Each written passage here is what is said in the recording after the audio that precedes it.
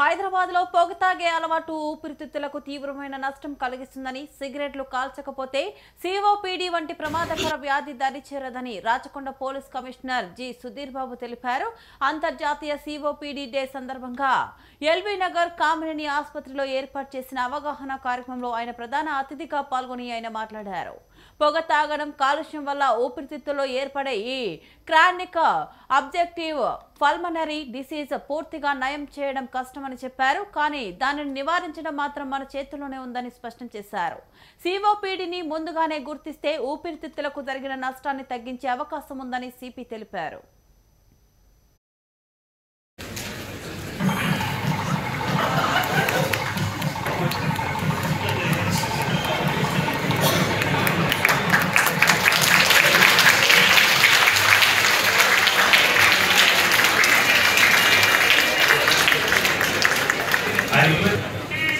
So here, sir, please control.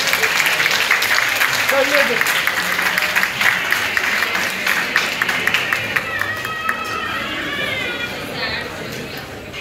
okay, the certain damage, your doctors and all, I'm not a doctor and never studied anything. We are journalists, we need to know little things are everything. So with that simple knowledge, I'm trying to present my own views. Like, so once a person affects with this, he can't come back. So that's the most dangerous aspect. So that person should know why he is getting into such disease. And then doctor should also have responsibility to tell the people and the public and the population and everyone that you have to take this kind of care, this kind of initiative you should keep in place so that you will be free from these diseases.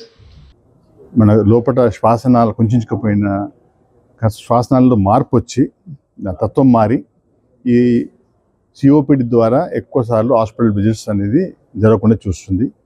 తద్వారా hospital admissions కూడా నివారిస్తుంది. Preventive medication కేవలం ఆ వ్యాధి లక్షణాన్ని మాత్రం ఉపశమనాన్ని కలిగిస్తుంది.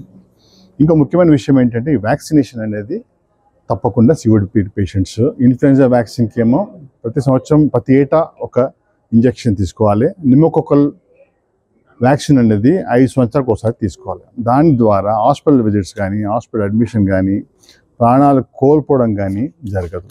నేను సిఓపిడి పేషెంట్ను. ఇక్కడ ట్రీట్మెంట్ జరగకముందు నేను చాలా ఇబ్బంది పడ్డాను. దగ్గు, ఆయాసము, తెమిడ, రకరకాల ఇబ్బంది పడ్డాను. ఒక దశ లోపల ఈ జీవితం ఇంతతో అంతమవుతుంది ఏమో అని అనుమానం కూడా వచ్చింది. చాలా హాస్పిటల్ కూడా తిరిగాను. చివరికి ఈ కామినేని హాస్పిటల్ లోపల డాక్టర్ రవీందర్ రెడ్డి గారు కలవడం జరిగింది. వారు ఒక టెస్ట్ చేశారు, పల్మరీ ఫంక్షన్ టెస్ట్. ఆ టెస్ట్ తర్వాత నాకు ఇన్హేలర్ ప్రిఫర్ చేశారు. ఆ ఇన్హేలరు నేను గత 6 మాసాల నుంచి నేను వాడుతున్నాను. ఉదయం 2 పఫ్స్, సాయంకాలము 2 పఫ్స్. దీని తర్వాత మిగతా ఏమి ట్యాబ్లెట్స్ కానీ మందులు కానీ వాడట్లేదు. అది వాడిన తర్వాత ఎంత అంటే నాకున్నటువంటి ఇబ్బందులన్నీ పోయి శ్వాస కూడా చాలా ఫ్రీగా మాట్లాడడము,